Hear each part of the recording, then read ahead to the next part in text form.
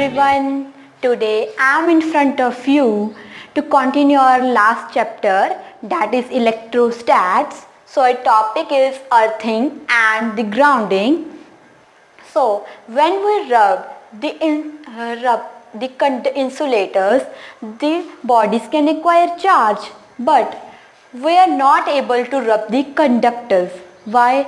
Because when we rub the two conductors, the whole charge on the conductors will flow to the earth, or it is called the earthing and grounding. So now what the earthing is? First of all, the symbol of earthing is this, and it the process of sharing the charge with the earth is called the earthing, or you can say grounding. A body can share its whole charge to the earth, you can say a grounding or earthing. So in our houses, electric wiring is of three types, that is live, neutral and the earth. The first two will carry the electricity from the power stations to our houses, while the third one, earth wire, is connected to the electrical appliances which are of mostly used in our houses like TV, refrigerator or electric iron. And earthing wire is provide a safety measure to that electric appliances, because in case any fault occur at the power station, it will send the charge to the ground immediately.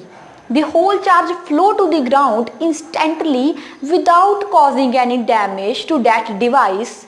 Okay, so a question arises in our mind, when we rub two bodies, then what will be the effect on mass? Some people are saying that mass will remain constant, but this is not happen. Let us take the MgCl2.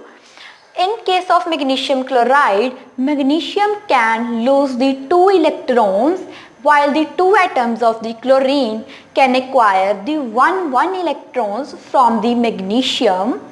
And the concept is, the element which loses the electrons has lesser energy, and obviously the less number of the electrons and mass of that body start decreasing.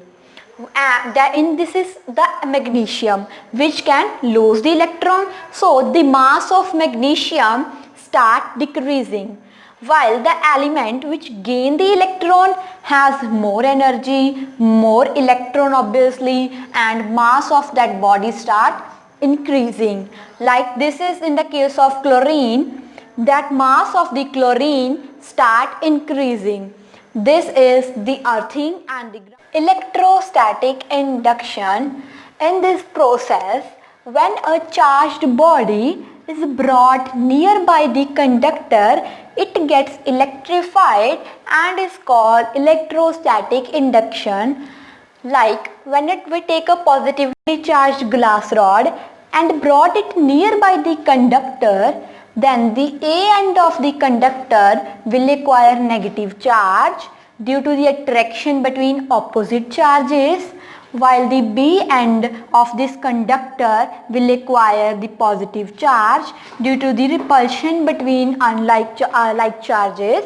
Okay, and these two kind of charges which appear on the ends of conductor are called the induced charges, because they induce due to the electrostatic induction. And when a body is moved away from the conductor, the whole charge on the two ends of the conductor will disappear.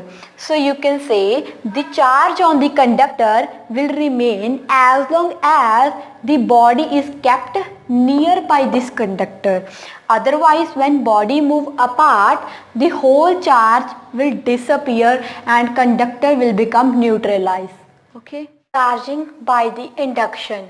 By using this method, you can charge a conductor permanently. Okay. Now to charge the conductor negatively, you have to follow these 4 steps. Okay. Now come to step 1.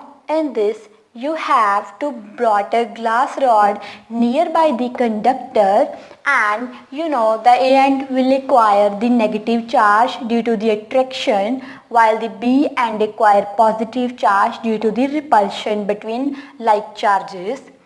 In this step 2, you have to connect the B end of the conductor to the earth.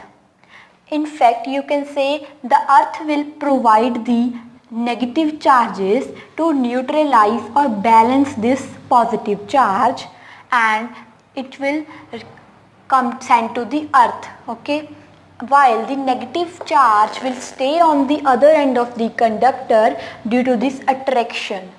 And now come to the third step. In third step, disconnect the conductor from the earth, and you will see the B end will become neutralized while the A end have negative charge due to this attraction between these two charges. In the fourth step, and finally, when you remove this glass rod, what will happen? The negative charge will become free to move, and it will disperse over the entire surface of that conductor. You can also charge the conductor positively by using the ebonite rod instead of this glass rod. Okay, I am giving you the hint only. So when you use the ebonite rod, the A end of that conductor will acquire positive charge and B end will acquire negative charge. By following these 4 steps, finally you will get the positively charged conductor instead of this negatively charged. You have to charge a conductor positively for your practice, okay?